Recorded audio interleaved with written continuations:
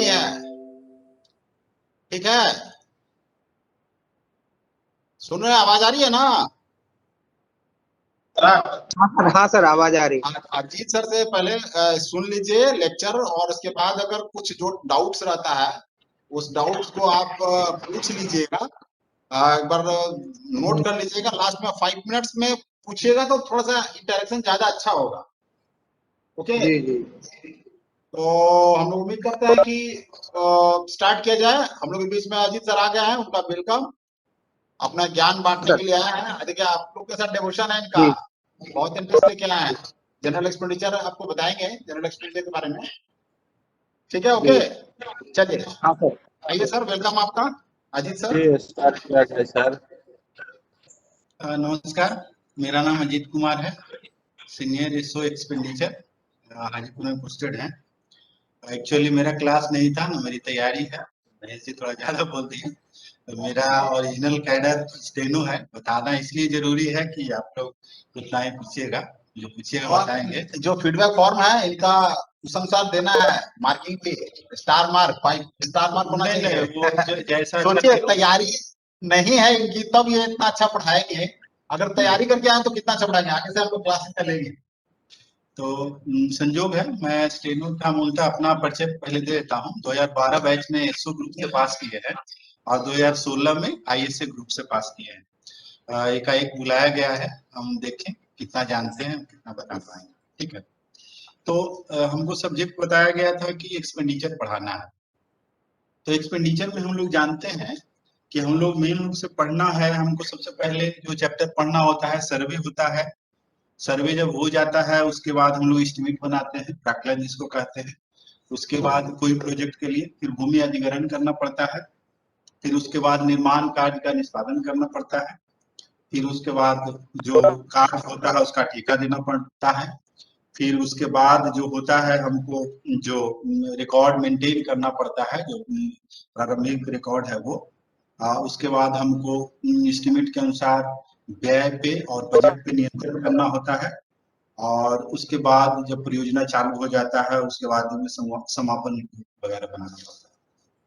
तो आप जो बताइएगा, जो इंटरेस्ट दिखाइएगा, क्या आपको जानना है, अगर आप लोग कोई बताएं तो उसको हम बताएंगे, क्योंकि मेरी तैयारी नहीं है, एकाएक बुलाया गया है। और नहीं कहेंगे तो फिर मैं सर्वे बताऊंगा, जैसा आप लोग कहें। किसी का कोई सर्वे ही पढ़ाई सर्वे से ही चालू कीजिए। कुछ तो हम लोग क्या? जी बिल्कुल सर, पढ़ाइए सर। हाँ, तो हम लोग जैसा जानते हैं कि सर्वे में 2 प्रकार का सर्वे होता है। एक तो ट्रैफिक सर्वे होता है, जो हम कोई परियोजना जब चालू करते हैं, मतलब कोई परियोजना के बारे में सोचते हैं, तो इस पे कितना हमारा इन्वेस्टमेंट होगा और उससे कितना हमको रिटर्न आएगा, किस किस एरिया में कौन से वाणिज्यिक जो हमारा है शहर है, ये सब को टच करना है, पर्यटन स्थल को टच करना है, सांस्कृतिक स्थल को टच करना है। ये सब यातायात सर्वे में हम लोग देखते हैं। और टेक्निकली है जो हम इंजीनियरिंग सर्वे करते हैं, है ना। इंजीनियरिंग सर्वे का भी 3 पार्ट होता है, जैसा आप लोग जानते होंगे तो पहले से कुछ, कि पहला टू सर्वे होता है, मोटा मोटा उसका हम लोग अनुमान लगाते हैं, जानते समझते हैं कि कितना इसमें खर्चा आएगा, कहाँ से लाइन जाएगा। उसके बाद प्रारंभिक सर्वे होता है, और उसके बाद लास्टली है जो फाइनल लोकेशन सर्वे होता है ना। उसके आधार पे पूरी परियोजना को बनाया जाता है। तो हम लोग माने टू सर्वे से शुरू करते हैं। टू सर्वे है क्या? सर्वे कितने प्रकार के होते हैं? मूलतः तो 2 प्रकार का हुआ, एक यातायात सर्वे, एक इंजीनियरिंग सर्वे। लेकिन इंजीनियरिंग सर्वे का 3 पार्ट होता है, तो टोटल वैसे कहें तो 4 सर्वे है ना। तो आप 4 समझिए या 2 समझिए, 2 तरह का सर्वे है, ट्रैफिक और एक इंजीनियरिंग। इंजीनियरिंग का 3 पार्ट है, 2 प्रारंभिक और फाइनल लोकेशन सर्वे। ठीक है ना, तो टोटल ऐसे कहें तो 4 है, और जनरली कहें तो 2 है ना। तो आप जैसे समझना है समझिए। तो यही सर्वे माने जब 2 सर्वे होता है तो टू सर्वे हमको जब करते हैं कोई परियोजना के बारे में, जब रेलवे बोर्ड से कहा जाता है सर्वे करने के लिए, तो टू सर्वे जो है रफली और स्पीडली, मतलब आपको मोटा मोटा एक अनुमान लगाना होता है कि कैसे कैसे लाइन जाएगा। और एक आपका भारतीय सर्वेक्षण विभाग का एक विभाग मतलब कटर मानचित्र होता है, जिसे हम लोग देखते होंगे कहाँ पहाड़ है, कहाँ नदी है, कहाँ मैदान है। तो उसी को हम लोग ऑफिस में बैठ के ना सब आइडिया अनुमान लगा लेते हैं कि कैसे कैसे लाइन जाएगा। एक से ज्यादा लाइन पे भी विचार होता है उस पे, और एक मोटा मोटा आइडिया लगा लेते हैं हम लोग इस प्रोजेक्ट पे कितना खर्च होने वाला है। तो ये माने अगर कॉन्सेप्ट के लिहाज से कहें तो मतलब यही है टू सर्वे, एक मोटा आइडिया लगाना है माने उसका संरेखन के बारे में, और उसके कॉस्ट कितना आएगा उसके बारे में। इसके इसके लिए हमको जो है फील्ड में जाने की कतई जरूरत नहीं होती है, और वो एक तरह से एडमिनिस्ट्रेटिव अप्रूवल के लिए होता है। एडमिनिस्ट्रेटिव जानते होंगे, कोई प्रोजेक्ट जब सैंक्शन होता है ना, तो पहले एडमिनिस्ट्रेटिव अप्रूवल होता है और उसके बाद टेक्निकल अप्रूवल होता है कोई भी प्रोजेक्ट के लिए।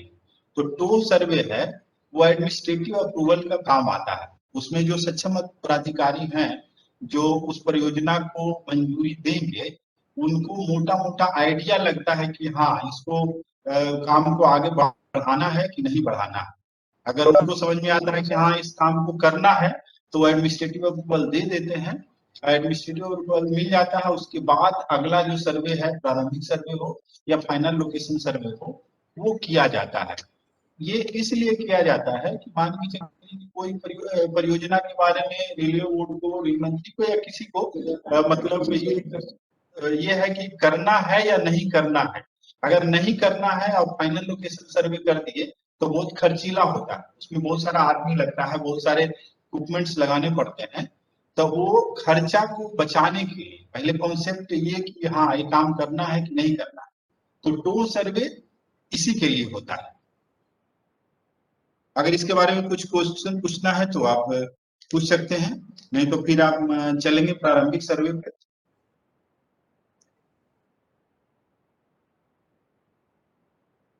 चलिए, तो फिर जब हमारा जो एडमिनिस्ट्रेटिव अप्रूवल हो जाता है, उसके बाद ना थोड़ा विस्तार से,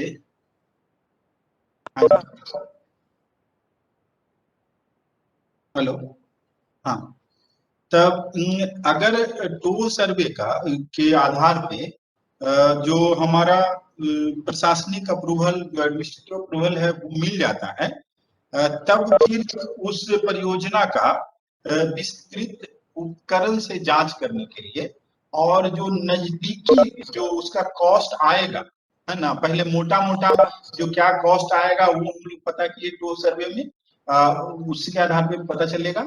और उसके बाद जो प्रारंभिक सर्वे होगा, जिसको इंग्लिश में प्रिलिमिनरी सर्वे भी कहते हैं, उसका उपकरण से फिर जांच किया जाएगा। फील्ड में जाना पड़ता है उसके लिए, और उसका जो निकटतम जो संभावित कॉस्ट आएगा उस परियोजना का, उसका अनुमान इसके आधार पर लगाया जाता है। लेकिन वो क्या होता है ना कि फाइनल लोकेशन सर्वे में, तो आगे पढ़ेंगे, उसमें टूटा टूटा एकदम सब गढ़ देते हैं हम लोग, लाइन बना देते हैं, उसको धागा से ये कर देते हैं। ये सब करने की जरूरत नहीं होता है, लेकिन इसका जांच थोड़ा विस्तार से होता है। तो सर्वे में पहले हम बताए थे कि एक से ज्यादा मनी लाइन पे भी विचार करने के लिए बताया जाता है, लेकिन ये जो होता है प्रारंभिक सर्वे, उसी का उपकरणीय जांच किया जाता है विस्तार से। और ये इसी के आधार पे जो है, जो सक्षम प्राधिकारी जो इसका अप्रूवल देने वाले हैं, वो तय करते हैं कि अब काम को करना है या नहीं करना है, या अगर वो चाहें तो फाइनल लोकेशन सर्विस की भी मांग कर सकते हैं प्रोजेक्ट का टेक्निकल अप्रूवल देने से पहले।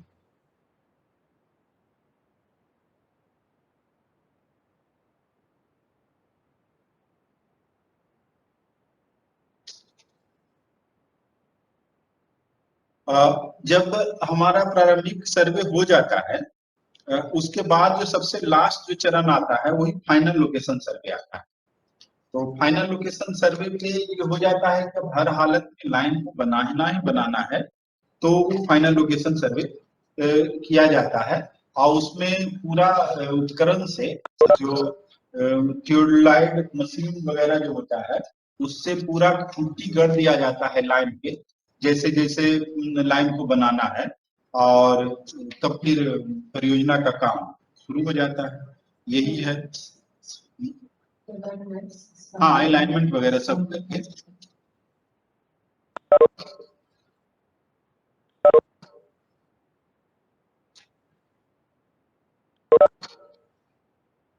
तो सर्वे केवल लाइन बिछाने के लिए होता है कि और भी काम के लिए?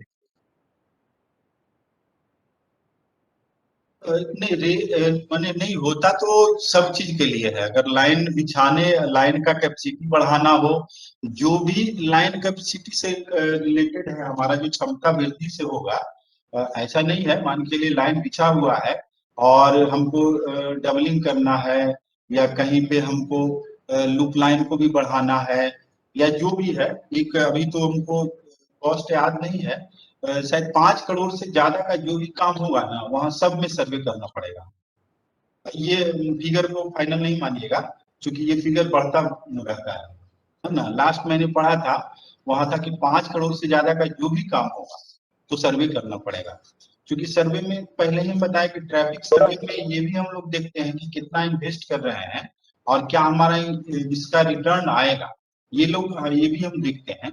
तो जहां भी लाइन कैपेसिटी का वृद्धि करना हो, या लाइन बिछाने की बात हो गया, डबलिंग का बात हो गया, या उसका दोहरे ये इसका गेज कन्वर्सन का काम हो गया, इलेक्ट्रिफिकेशन का काम होगा, जो भी होगा सब में सर्वे की जरूरत है। जहाँ अमाउंट हम बताए वो तो हम कंफर्म नहीं है 5 करोड़ वाला, लेकिन 5 करोड़ से ज्यादा का जो भी काम होगा वहां पे सर्वे करना पड़ेगा।